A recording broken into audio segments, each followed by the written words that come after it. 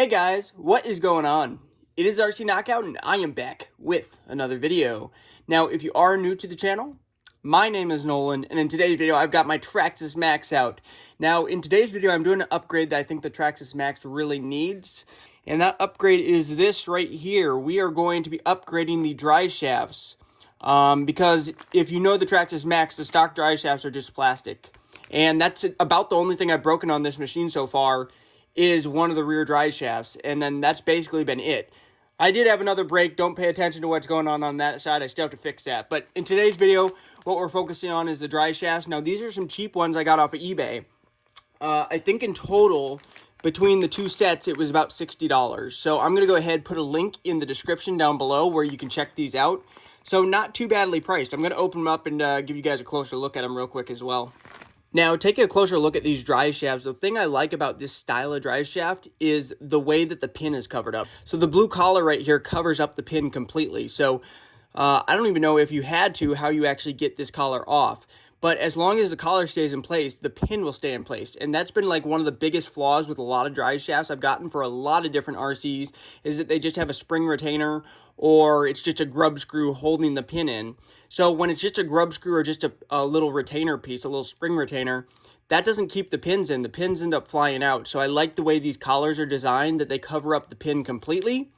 So there's no chance of the pin falling out. And as you guys can see, they are telescopic. And they are steel. I think it's the same brand as the ones I put on my Traxxas Summit.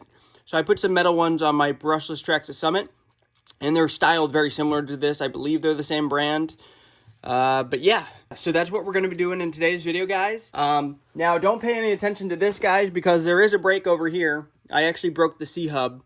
That was actually in Colorado when I was bashing at the mountain bike track or mountain bike park.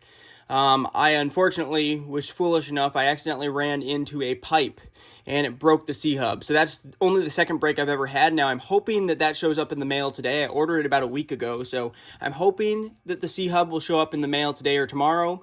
So we'll get that fixed up. If you do want to see that video where I was at the mountain bike park in Colorado, I'm going to go ahead and put a card in the corner of this video where you can go check out that video.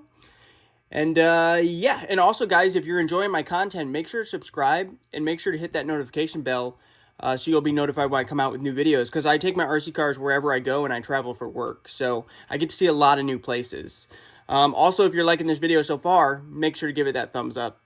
So yeah, let me reposition the camera, and then we're going to start installing these. I'll probably just install one on the rear and one on the front on this side, and then do the other side off camera, because it's going to be the exact same procedure.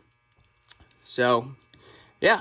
Alrighty, guys. So first things first, we're going to start off with the front. I'm just going to go ahead and remove the wheel nut. I got this trusty wheel wrench. Came with one of my Arma vehicles. I believe it is an 8mm.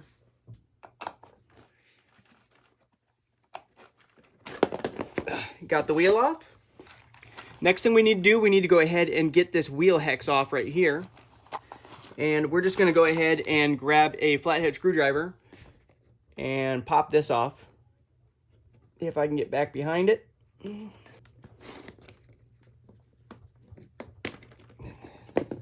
There we go. Got the wheel hex off. Then we can go ahead, we can pull the pin out, set that stuff aside.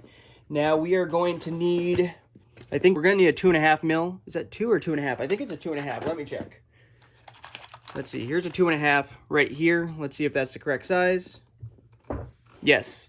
So undo that screw right there, that pin that holds the top of the suspension arm to the C-hub. Then go ahead, pull that pin out. You lift up on the arm. Now we just need to get to that grub screw. And I'm trying to see what the best way to get to the grub screw on this drive shaft is.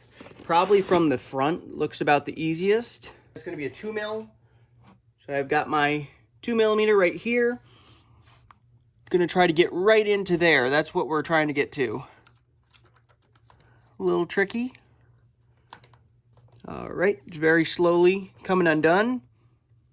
Not doing the greatest job showing this on camera.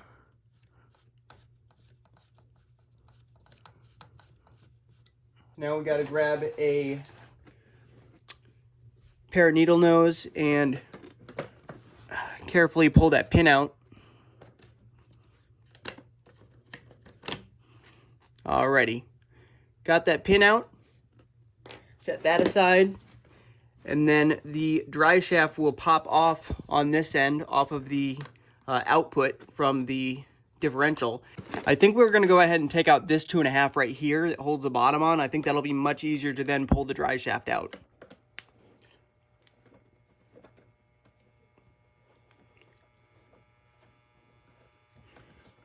All right, got that pin out, set that aside, and now the whole thing's free except for the actual steering link holding it. And then we should just be able to pull it out. Yes, we're able to pull it out from the backside, and there we go. Alrighty, now that we have the original plastic drive shaft out, we're going to go ahead, grab the metal drive shaft, and it's going to be the exact same procedure. We could retain these same grub pins. I think they're exactly the same. I'll probably just use the new ones though. So go ahead, get the little pins out. I just need one of them right now. And since this is threading into steel, into metal, we're going to want to use a dab of thread lock on the actual threads before we actually put it in. Right here, orange thread lock. We're going to go ahead, grab the drive shaft, put it on. Get a dab of thread lock, which this is dripping all over the place. So we got a dab of thread lock on that. And then go ahead and grab my 2mm right here and try to get that lined up. Yeah, it's kind of hard actually to line this up on the Traxxas Maxx, I feel like. Let me know if you guys know a better way, because there's like a really small space where you actually have to try pushing it through. There, now it's actually lined up, which you can't even see. Okay, now I have it in there. I just need to get it tightened up. Yeah, not the easiest. And then on top of that, you can't really turn it even, because then the bulkhead's kind of in the way. So they make it kind of tricky, and I don't really want to go take the arms off. I need a different 2mm. I really don't want to take the arms off to actually mess with this. This might be the best bet from the bottom right here. Is that as far as it threads in? Yep, that's as far as it threads in right there, as you can see. It's very tricky to actually get to the grub screw. There's no good way to get to the grub screw, like right through right here, or you can try going from the bottom of the suspension arm right here, or you can try from going back there, but really it's not easy to line that up. So I got that on. Now, just got to do the exact opposite process. There we go. All right, got that pulled through.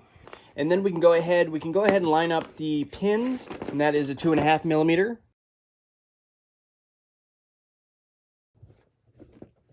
Like really, it's not super tough to work on this. Just getting that grub screw is really the only difficult part. Kind of tricky, and it would be easy to then strip it. All right, and then the bottom one, which then comes from right here, and line up the hole. Hopefully you guys are seeing this all right. I hope I got my camera in a decent spot. All right, got that tightened up. So now what we're going to do, we're going to go ahead and we are going to put the pin through. The difficult part is that this since this is telescopic, it wants to push back into that, and that makes it difficult to actually push this on. But we're going to give it our best shot trying to push this wheel hex back on. It should pop into place, but they haven't popped into place. If you guys can see, there's a huge gap right in there. Pretty big gap right in there. So this needs to really push over the pin, which is what I'm trying to do right now. There, finally it popped in place, guys. That is hard to get those on. As you guys can see, then there's just the tiniest bit of play. I'd say that's probably good. I think once you get it back on, it takes away enough of that slop where you don't need to shim it. And make sure you push it till it clicks. It'll cover up the pin completely and you won't be able to just pull it off. It doesn't come off easily. Like, it really pops in place. These are some of the hardest ones I've had to get back on. Keep that in mind if you buy these drive shafts. It might appear that they have a lot of slop to them, but that's very similar slop to what the stock drive shafts have. So let's go ahead, let's get this wheel back on.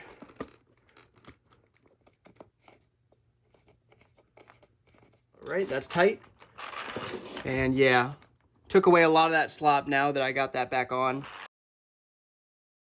All right, we are done with the front one, so let's go ahead and do the rear one real quick. Pretty similar procedure, a little bit different. I'm hoping it'll be a little bit easier to get that grub screw. All right, pull the wheel off, and then basically for the back, it should be pretty simple where we just need a 2.5 mil, and then we're gonna go ahead and unscrew this pin right here.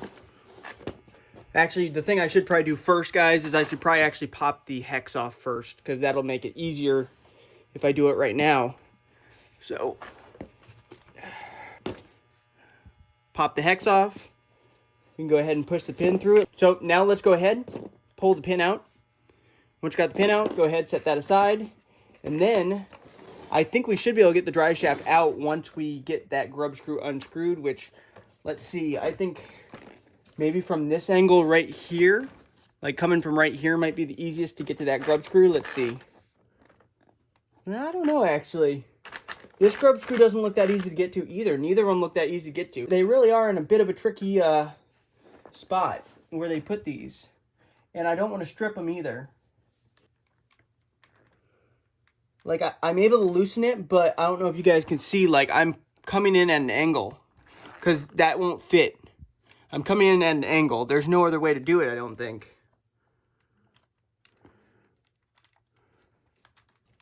Because if I try to come from here, then the bulkhead's in the way. I don't know if you can see that. The bulkhead's in the way right here.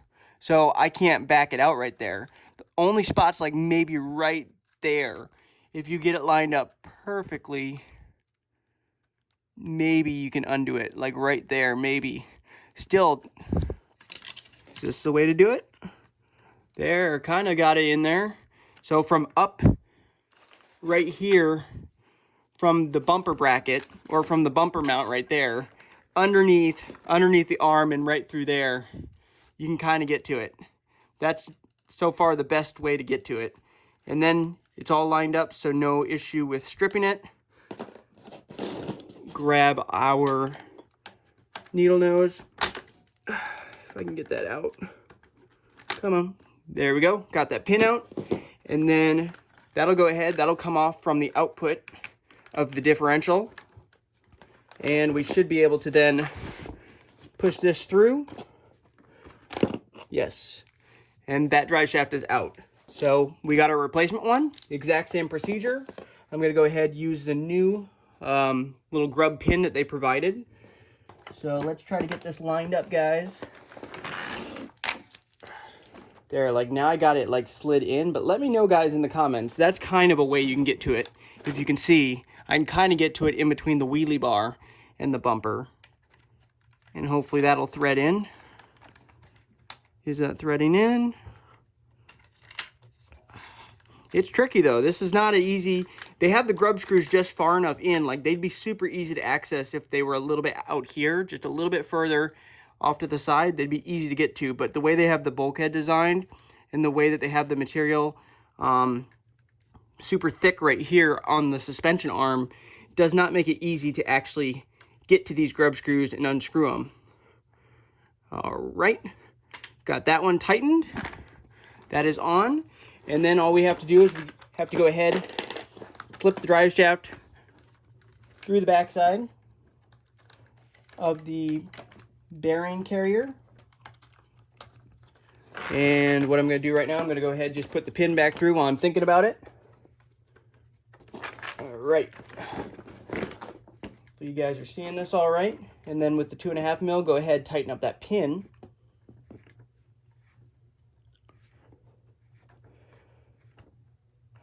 There's a good 2 to 3 millimeter gap in the drive shafts, but that's very similar to what the stock ones have too. So don't be too worried about that, because there is probably 2 to 3 mil of a gap.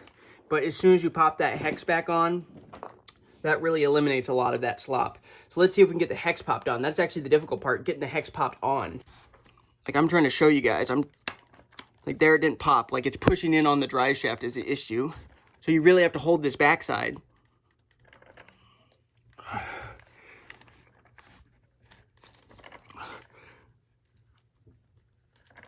Come on, baby.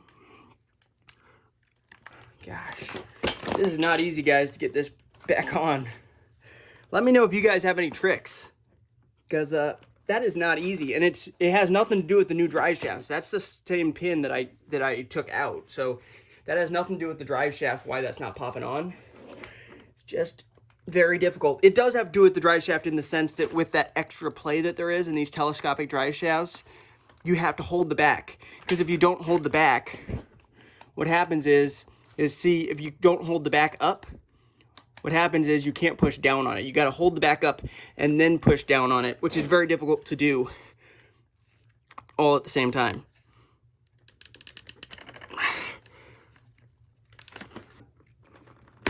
There. Using that, I finally was able to pop it on. As you guys can see, once it's popped on, that eliminates almost all of that slop. Gosh, that's a workout to try to get those on and off. So I'm going to go ahead and get the wheel back on, and then I'm going to do the other side off camera. So this is probably going to be me wrapping up the video, but if you did enjoy the video, make sure to go ahead, give it that thumbs up.